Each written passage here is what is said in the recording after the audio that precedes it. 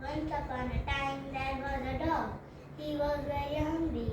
He looked for food here and there but could not find anywhere. At last he saw a bone. He picked bone in his mouth and going back to his home. When he saw a bridge, he started crossing a bridge. Then he saw his reflection in the water. He thought there is another dog in the water. He with bone. He wanted to that bone also.